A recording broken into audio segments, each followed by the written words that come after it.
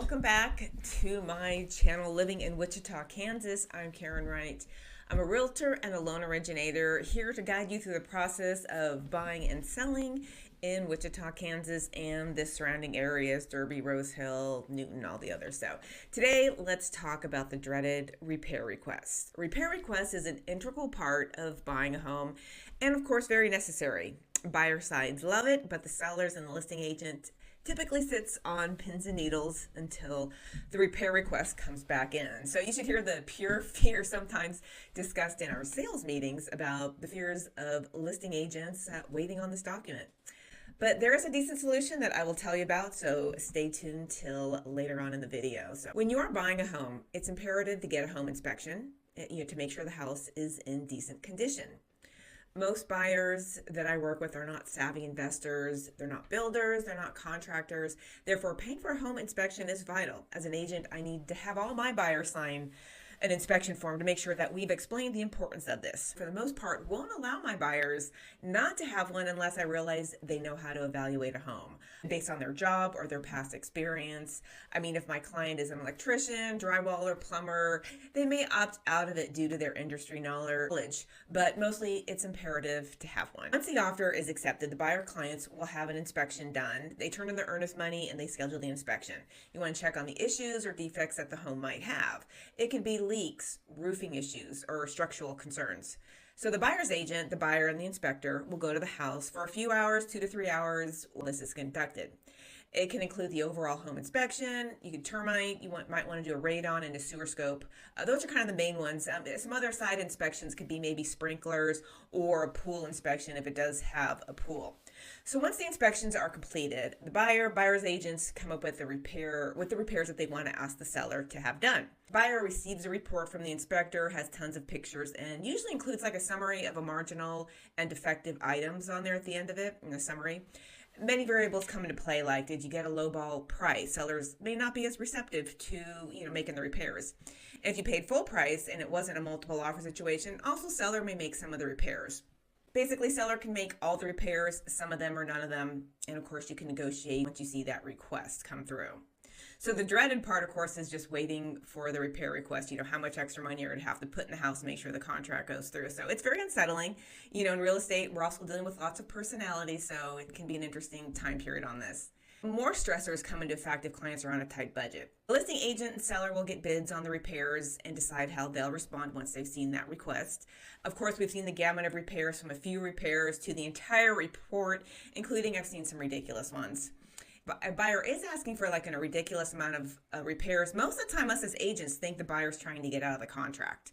One time I got an offer and the buyer wanted out of the contract right away. So I allowed the cancellation, but of course demanded that my seller get the earnest money. I think it was $1,000. So the buyer's agent went, they did get the inspection done. They asked, of course, for everything. And of course the seller wasn't going to do all that. So the buyers did get their earnest money back. I mean, this is the legal, legit way for this buyer to get their earnest money back after defaulting on the contract, basically.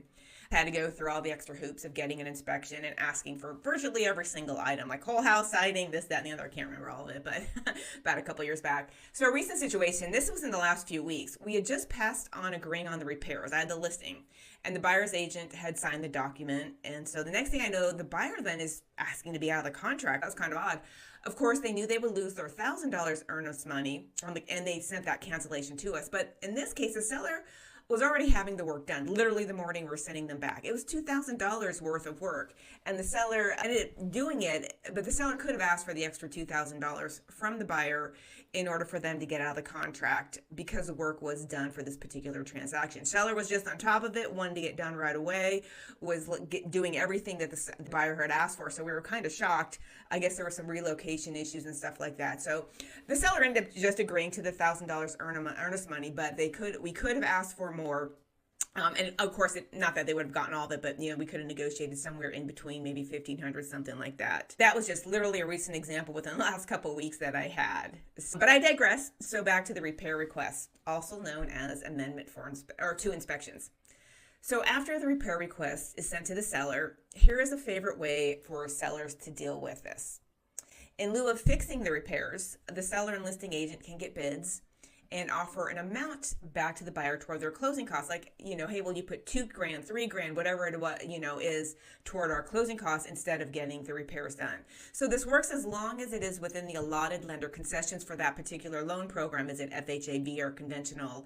And, is that amount allowed? So you just got to make sure of that. But it's a great way to resolve the repair request section. So one, the seller does not have to do all the extra effort getting all the tradesfolk to the house, getting the bids and then having them come back and getting the repairs done.